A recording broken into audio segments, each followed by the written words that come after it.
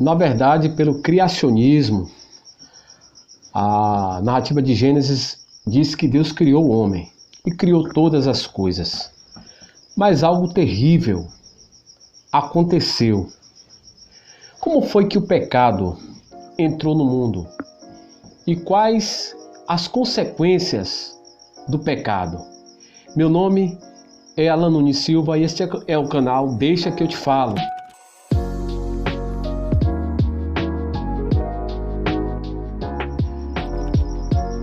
A Bíblia diz que Deus criou o homem. Mas logo nos primeiros capítulos vimos a queda do homem. Precisamente no capítulo 3, o homem desobedece a Deus, a ordem de que não se deveria comer da árvore do fruto do conhecimento do bem e do mal. Capítulo 2 é quebrada no capítulo 3 por Eva e por Adão. E eu quero mostrar aqui em 6 tópicos, rapidamente, 6 tópicos, algumas questões relacionadas ao pecado e no último tópico, a solução para ele.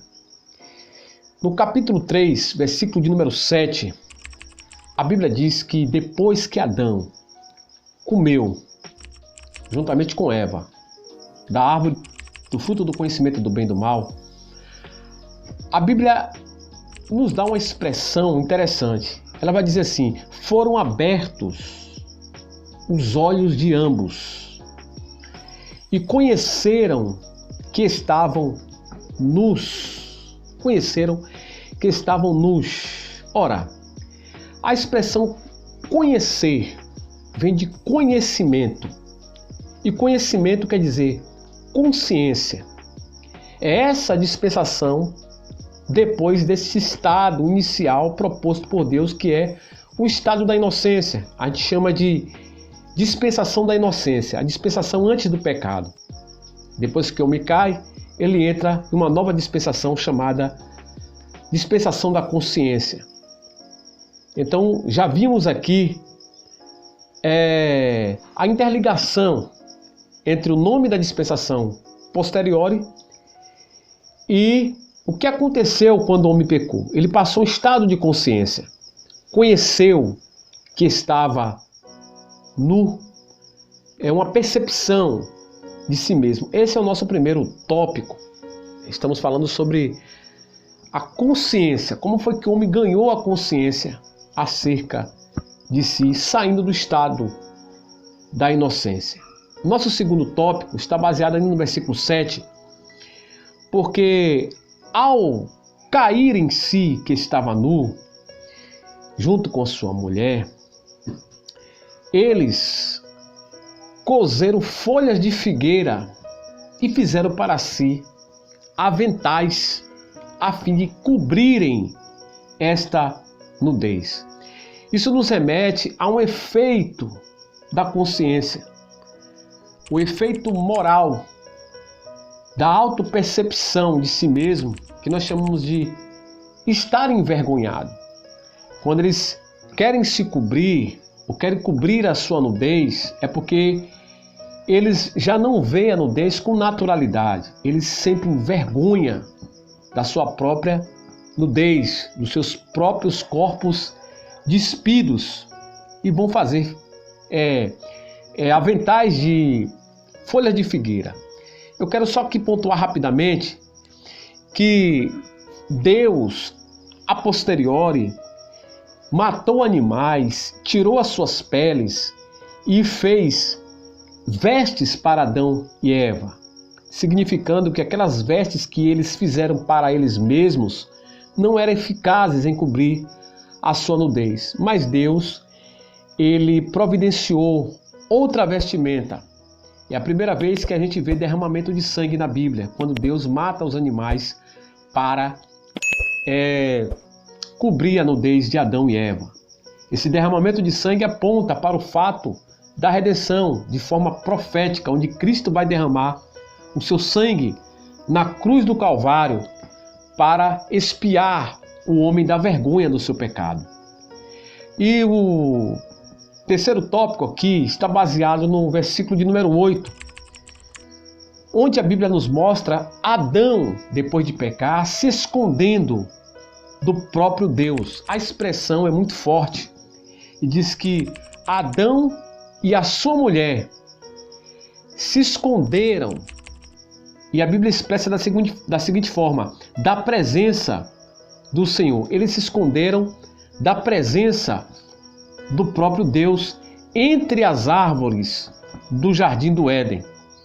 E cabe aqui duas perguntas, ou pelo menos uma pergunta. Se esconderam ou queriam esconder a sua nudez de quem? A priori, naqueles primeiros instantes que eles descobriram que estavam nus, eles quiseram coser folhas de figueira para tapar a sua nudez. Para esconder de quem? Se havia apenas eles dois ali no jardim do Éden. Mas a posteriori, o próprio Deus também apareceria ali, certo? E a Bíblia diz que eles vão se esconder entre as árvores, vai se esconder da presença de Deus. Que fato triste, que fato melancólico. O homem e a mulher criados por Deus, que se relacionavam com Deus, que tinham comunhão com Deus, estão, ao invés de se apresentarem a Deus, se escondendo do próprio Deus, e Deus perguntando, né? E aí vem o nosso quarto tópico. Quando Deus pergunta a Adão, Adão, onde estás? Porque eles estavam escondidos. Mas a Bíblia vai dizer que Adão, depois de Deus o chamar, o procurar, ele vai dizer que estava escondido, porque ouviu a voz de Deus soar no jardim. E ele vai dizer: eu tive medo, porque eu estava nu. Antes de aprofundar nesse comentário, nesse tópico 4, observe bem que existem alguns efeitos imediatos do pecado ali, naquele cenário do Éden. Primeiro efeito é a vergonha que eles estão sentindo. Eles vão sentir vergonha da sua própria nudez. Segundo efeito, o medo que eles vão sentir de Deus. Eles vão sentir vergonha da sua nudez e vão sentir medo de Deus. Adão vai dizer: eu tive medo e me escondi porque eu estava nu. Então, há uma perturbação psicológica, emocional, presente, uma carga negativa de sentimentos contrários que recaem sobre a vida do homem naquele momento. Então, nesse quarto tópico aqui, a gente vai ver Adão confessando que ele estava com medo porque ele estava nu. E Deus vai questionar, né? Quem foi que te fez saber que você está nu? Você comeu da árvore que te ordenei, dizendo que não comerás? Ou seja, havia uma percepção moral. Agora ele possuía a faculdade moral, porque agora está conhecendo o bem, está conhecendo o mal, e vai ter a capacidade moral de reconhecerem que estavam nus. Mas o pior de tudo é que essa capacidade, ela é oriunda, ou seja, a perda da inocência é oriunda de um fato de desobediência, a partir de uma quebrantança da ordem de Deus. A gente vai ver aí toda a transferência de responsabilidade de Adão e de Eva. Na verdade, aqui cabe um terceiro elemento a ser falado como efeito do pecado, que é o sentimento de culpa. O sentimento de culpa está ali presente, certo? E a gente vai ver lá Deus lançando a maldição Maldita é a terra por tua causa, ao homem, né? E a mulher também é lançada a maldição, dores de parto. E a serpente, Deus vai dizer, porém inimizade entre ti e a mulher, entre a sua semente e a tua semente, esta te ferirá a cabeça e tu lhe ferirás o calcanhar.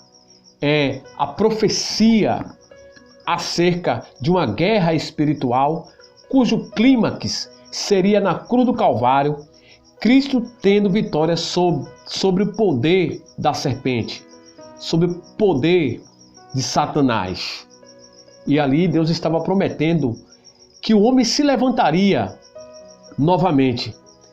Então, no quinto tópico, a gente vai ver que, como Adão pecou, e tratando de uma forma teológica essa questão, em Romanos capítulo de número 5, Paulo, ele faz essa teologia acerca do pecado. Ele vai dizer que por um homem entrou o pecado no mundo, ou seja, naquele exato momento que Adão pecou. O pecado já havia nascido no mundo angelical, vale bem lembrar isto, quando Satanás se rebela contra Deus, juntamente com os anjos que caíram e se transformaram em demônios. E embora o pecado não nasceu em Adão, mas Adão foi a porta aberta para o pecado entrar no mundo juntamente com as suas consequências. E Paulo vai dizer que todos pecaram. Salmo 51. Iniquidade foi formado, em pecado me concebeu a luz a minha mãe. Então, primeiro, temos o conceito do pecado original, é o estigma do pecado, o legado deixado por Adão a toda a humanidade. Por assim dizer, nosso DNA carrega as marcas do pecado. Está lá, quando nascemos, somos pecadores desde o ventre da nossa mãe, porque somos herdeiros do pecado.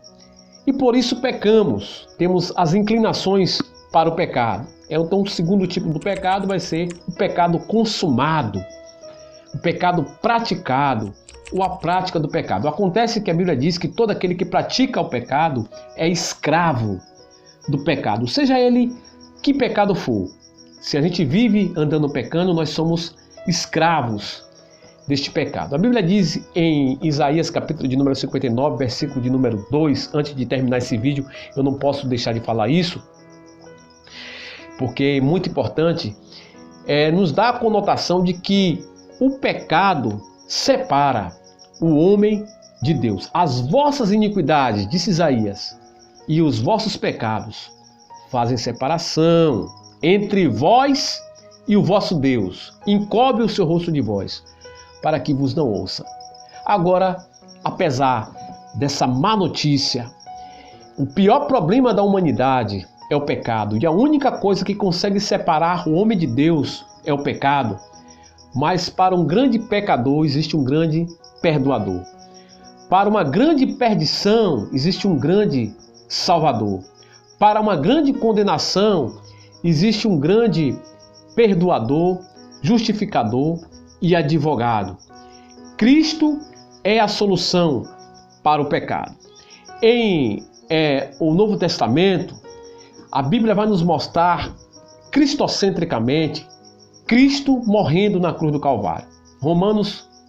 João capítulo de número 3, versículo de número 16, no texto áureo da Bíblia, a Bíblia diz que Deus amou o mundo de tal maneira que deu seu Filho unigênito para todo aquele que nele crê, não pereça, mas tenha a vida eterna. Em continuidade diz que Cristo não veio para condenar o mundo, embora o mundo já estivesse condenado, mas sim para salvá-lo, não é verdade? Mas os homens amaram mais as trevas do que a luz, porque as suas obras eram más, porque os homens praticavam a maldade. Mas a Bíblia diz que todo aquele que nele crê não vai perecer, mas vai ter a vida eterna. Ele é o Cordeiro de Deus que tira o pecado do mundo. Deus abençoe.